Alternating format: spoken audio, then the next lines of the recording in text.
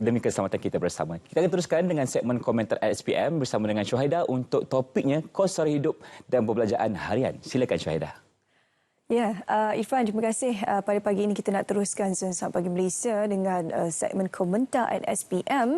Seperti yang Irfan kongsikan, kita akan bercakap berkenaan dengan kos sara hidup dan juga perbelanjaan harian bersama kita hari ini menerusi panggilan video. Saya perkenalkan terlebih dahulu, iaitu Profesor Mada Dr. Nur Adli Rizwan Shah Muhammad Dali selaku penganalisis ekonomi bersama kita hari ini.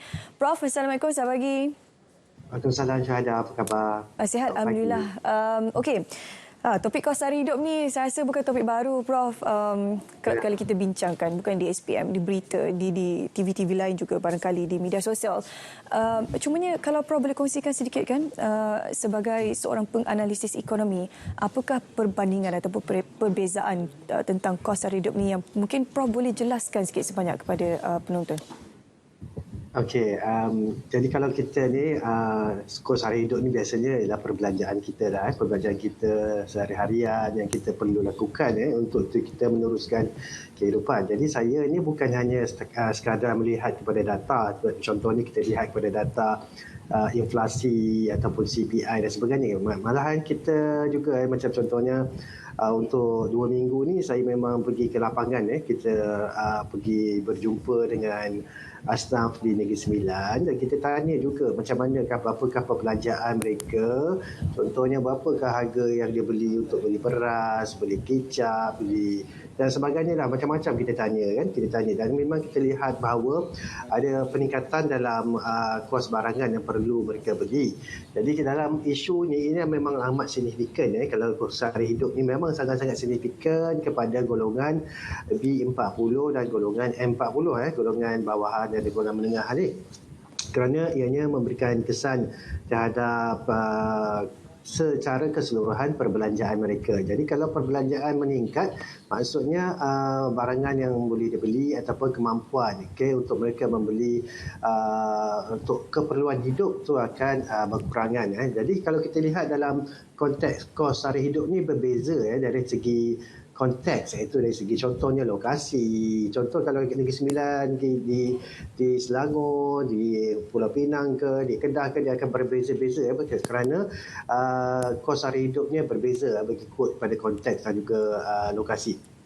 Dan tapi kalau kita lihat kepada data yang sedia ada, sebagai contohnya data indeks harga pengguna, kita punya data tu lebih kurang 3.4%, kita 3.4%, dan ianya meningkat daripada tahun yang sebelumnya kerana kita ada masalah pandemik COVID-19 dan seterusnya, ada masalah konflik di antara geopolitik di antara Rusia dan juga Ukraine dan sebagainya, dan juga ia adalah kesan daripada peningkatan daripada harga yang barangan makanan yang terpaksa kita import daripada luar, tidak disebabkan oleh masalah-masalah pasaran ini. Masalah pasaran kita tak boleh elak.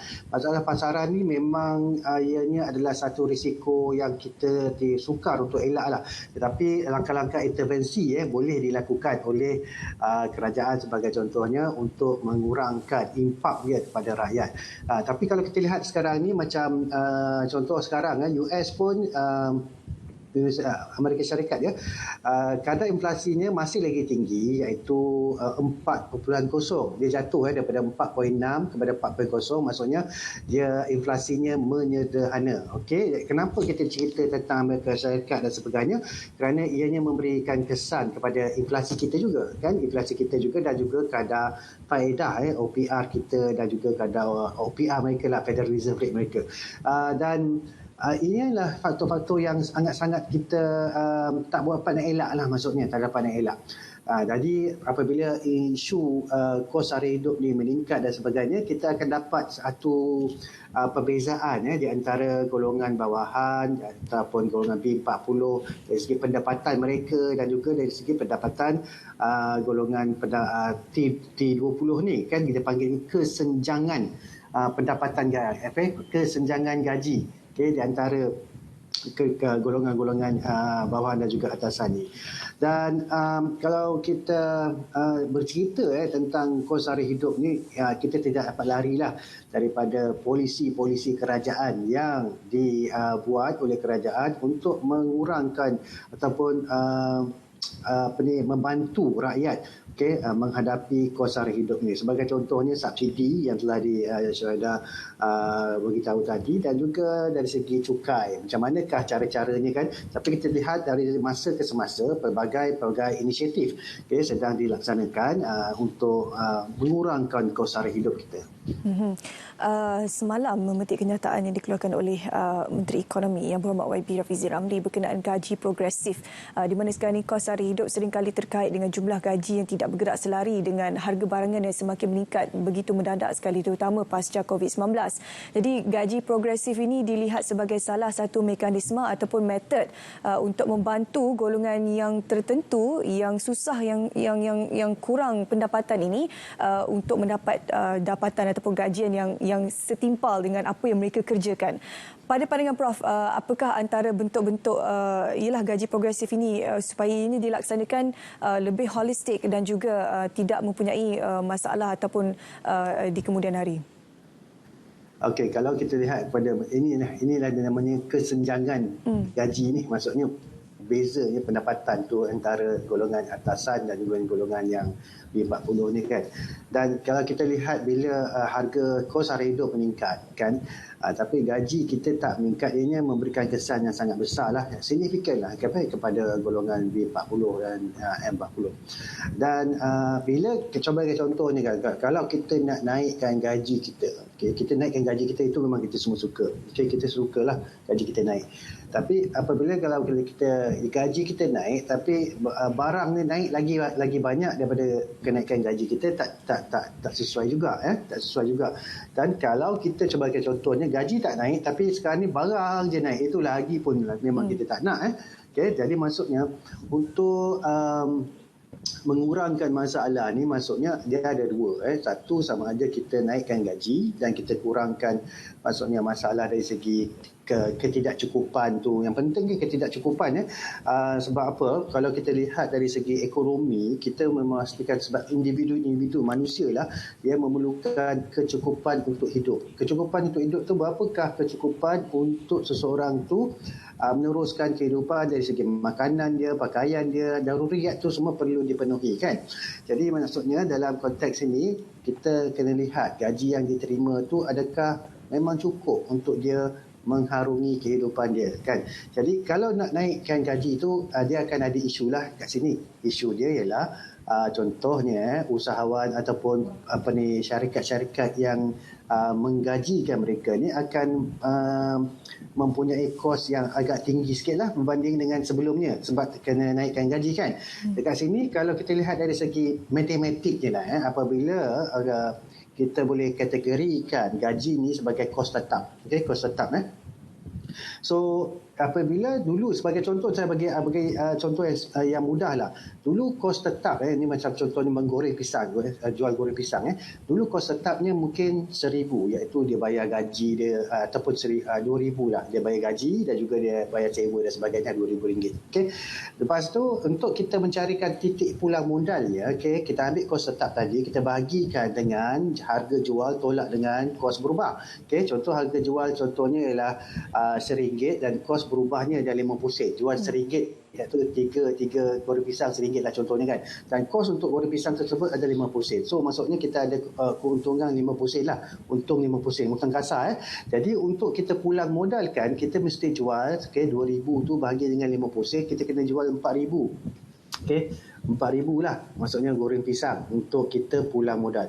Tapi apabila dinaikkan gaji, dinaikkan gaji maksudnya kita kena jual mungkin lebih daripada sebelumnya. Sebagai contohnya kalau kita naikkan gaji, maksudnya kos dia telah menjadi, kos tetap ni telah menjadi 3,000 lah, contoh 3,000. So 3,000 tu bagi 50 sen, kita dapat lebih kurang 6,000. 6,000 kan. So dulu kita kena jual 4,000 untuk pulang modal, tak ada untung tak ada rugi 4,000. Tapi sekarang ni kita kena jual 6,000 untuk kita pulang modal saja. Jadi dalam konteks ni kita lihat dia ada impak kepada syarikat-syarikat. Tetapi kalau syarikat tak nak jual, tak boleh jual lebih, dia tak boleh jual 6,000 tadi. Apa yang dia kena buat ialah dia kena naikkan harga. Harga tadi tu kan harga jual tolak kos berubah tu kan. So dia kena naikkan harga, barulah dia maksudnya boleh jual pada contohnya pada harga pada kuantiti 4,000 juga, tapi harganya terpaksa dinaikkan macam itulah. Itulah bagaimana situasi terkini yang kongsikan oleh Prof seketika tadi, kenapa sebenarnya ada sesetengah para peniaga yang terpaksa menaikkan harga jualan mereka, harga servis mereka, perkhidmatan mereka, kerana mereka perlu menampung perkara-perkara lain yang kita sebagai pengguna ni tak lihat, tak ketahui di belakang tu, kos pengoperasian dan sebagainya, modal membeli barang dan sebagainya. Tapi persoalan tetap sama, bagaimana dengan kos sara hidup mereka yang ingin membeli ni? Kalau harga naik, kita tetap tidak menyelesaikan masalah. Barangkali kita menyelesaikan masalah para peniaga ni, tapi bagaimana pula masalah para pembeli ni?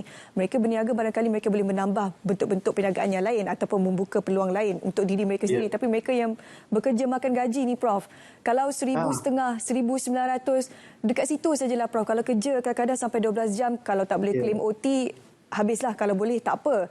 Tapi untuk mereka yang makan gaji ni macam mana, Prof? Ada keluarga, ada isteri, ada anak-anak yang perlu ditanggung. Bagaimana sebenarnya untuk kita membantu mereka semua selain pada insentif yang diberikan oleh pihak kerajaan yang sekali boleh membantu, tetapi untuk satu tempoh yang lama, persoalannya bagaimana, Prof?